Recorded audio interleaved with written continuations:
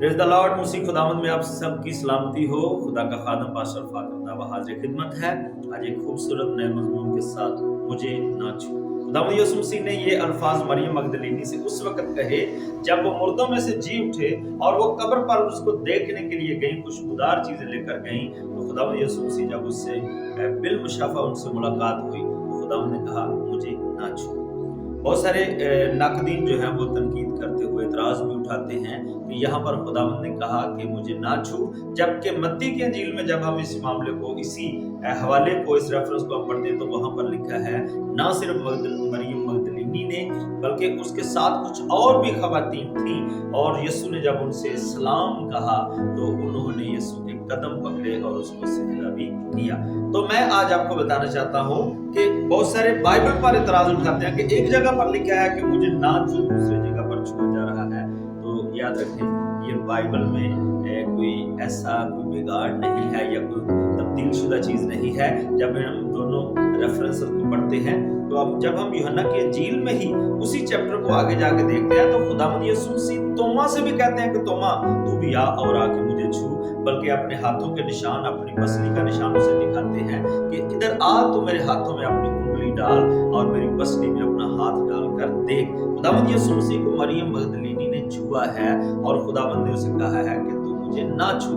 अगर हम थोड़ा सा इसके सियाको सबाक को हम जानते हैं तो मरियम मगदलीनी इतनी हवास बाख्ता हो चुकी थी, इतनी परेशान हो चुकी थी, जब उसने खाली कब्र को देखा और यीशु की लाश को वहां पर नहीं देखा तो उसको समझ नहीं आ रही। लेकिन एकदम से जब खुदावंद के सामने आकर भी उससे मुखातब होते हैं तो फिर भी वो समझ नहीं पाती, बल्कि उसे बागबान समझती है। अब जब खुदावंद ने उसका नाम लिया मरियम, तो उसको पहचान कर इतनी ज्यादा एक्साइटेड हो जाती है कि उसने यीशु के कदमों को इतना जोर से पकड़ लिया, इतना जोर से थाम लिया कि खुदावंद उसे कहते हैं कि मरियम तू भी मुझे ना छू।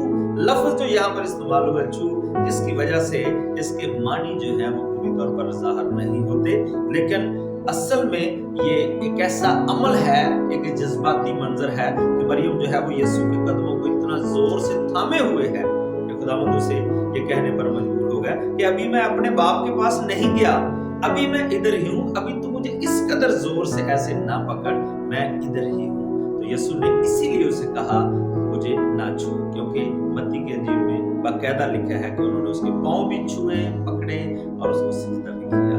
और फिर तोमा भी, तोमा ने खुदावंद को छुआ नहीं है, तोमा ने उसकी हाथों में उंगली नहीं डाली, पसली में हाथ नहीं डाला, लेकिन खुदावंद ने अपने आप को पेश कर दिया कि तोमा आ, तो मुझे छू और अपना जो तेरा शक है वो दूर कर ले। बहुत सारे लोग कहते हैं तोमा ने शक किया, मैं कहता हूँ तोमा ने शक करके पूरी दुनिया का शक दूर कर दिया है। आज हर बंदा जानता है यीशु जी उठा है, और जी उठा, यीशु जी उठा, खुदावंद ही हमारे लिए निजात की राह हमवार कर सकता था, है और कर सकता है। आमीन। सो गॉड ब्लेस यू।